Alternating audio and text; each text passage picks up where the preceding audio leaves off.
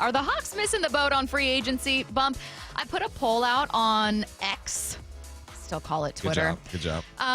And I said, guys, help me out for our open today. How are you feeling about the Seahawks free agency so far? I gave 4 answers. It took me a while to think of the 4 answers. I said angry, pleased, disappointed, or indifferent.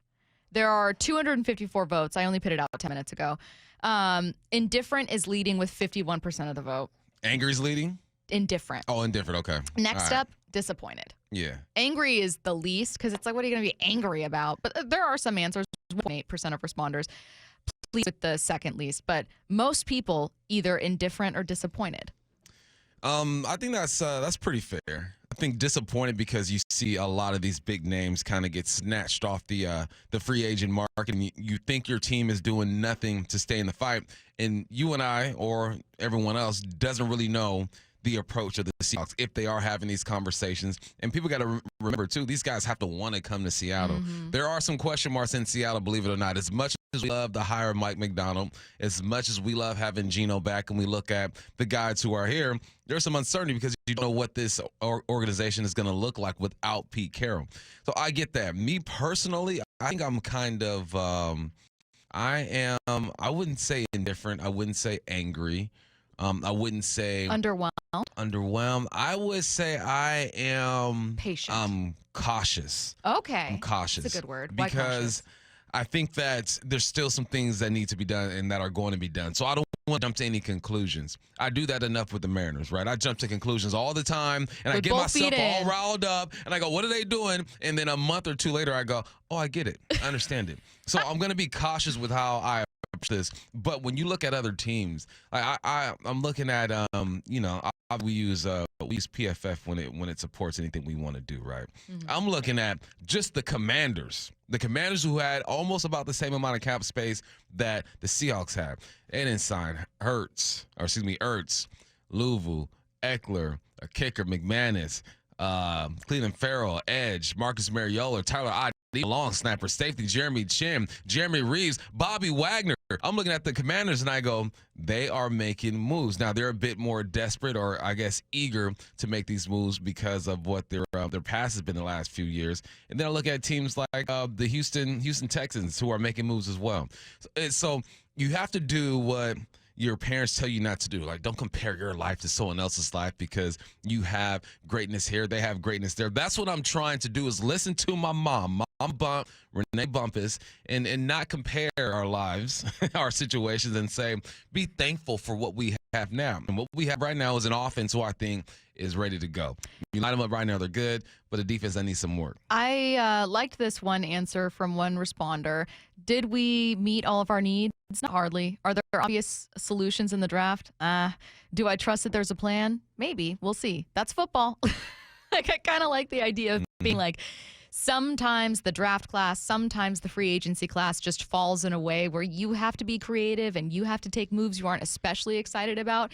Sam Monson of Pro Football Focus, speaking of, joined us yesterday, Bump, and we asked him, hey, what do you think of the approach so far for the Seahawks? Because it's certainly not one, like you mentioned, that the Texans are taking, that Washington is taking. Doing what the Seahawks have done in terms of shopping in the kind of lower echelons of free agency and not going after the crazy price guys at the top is the best way of doing business in free agency. I think you tend to get the best value contracts going about it in that way.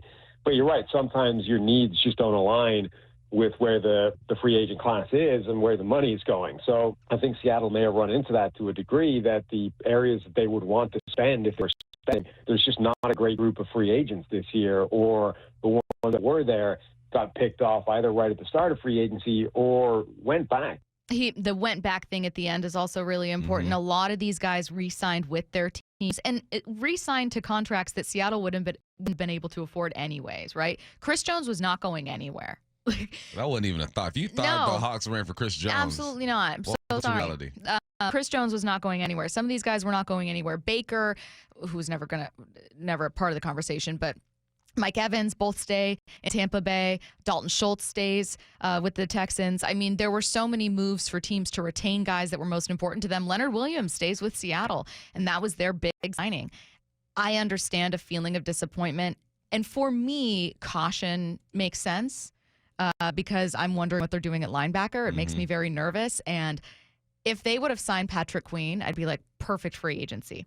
You upgraded at linebacker, someone who had a career year last year, a Pro Bowler who knows Mike McDonald and his system, and then you kept one of your better defensive linemen. Wonderful. And instead, I'm saying, okay, you hung on to one of your better defensive linemen. You're bringing in some backups, which is great. I'm wondering who's in the middle of your defense, because I really thought you'd hang on to Bobby Wagner. We'll get to that a little bit later at 10:45, but I understand that kind of caution, that kind of, even to the extent of disappointment, but I'm still hanging on to what Sam Monson said with, look, you could argue the way the Seahawks are approaching this is a great way to approach it. That no matter what, it's a low-risk, high-reward thing where if you have Pharaoh Brown have a career-high 500 yards for you, you got more than you paid for. That kind of approach. Yeah, what that do you sounds think? good. That sounds good, and you hope that happens. That's kind of what we do with the Mariners every year is hope that, the picks that didn't happen, you emotionally let that go and hope that the guys that they did pick up exceed expectations. And that is why you have scouting departments. That is why you have a group of 30 coaches who put their minds together and say, what type of player are we looking for? Let's see if Pharaoh Brown kind of checks the box. And honestly, I like the Pharaoh Brown pick. If you watch his film, again, the numbers aren't going to wow you when it comes to him, but he's a good tight end. And I said it yesterday, you don't hang around the NFL for 7 years on accident because you're getting lucky. No, you hang around because you can play the game, you're reliable, and you do your job. I'm hoping that the Hawks are able to take them to the next level. That is what true development programs do. They take guys who are pretty good or young, and you help them get to that next level. With the moves that have been made and haven't been made, that's what I think the approach of this team is look, we're not going to spend a lot of money in a few places. We're going to spread it thin, and we are going to evaluate and develop these guys. And I'm okay with that because, again, we wanted Patrick Queen. That didn't happen. If we didn't get Leonard Williams, then I would be frantic. I'd really be asking what's going on. You don't have linebackers out there or on your squad right now. You do, but no starters. I wanted Bobby to be here, but again, I understand why he's not here. Here's something Mike McDonald has to do as well. He's got to make this team his. From getting rid of Bobby Wagner, letting Jamal Adams go, letting Diggs go. Now, there are some financial attachments to all that stuff as well, but you also got to understand that sometimes you need to get rid of the guys who were staples in the other guy's era, and that's why I look at Bobby Wagner and say, okay, I get it. The only thing that baffles me is that there were some guys out there. Azeez Al-Shaair was available, nothing. Deshaun Phillips was there, nothing. These are all linebackers. Jordan Hicks was there, nothing. And then Nicholas Morrow's there, nothing. I'm looking at the guys who are available, and I go, all right, they for sure are banking on developing these young men because we don't know too much about them. That's absolutely right.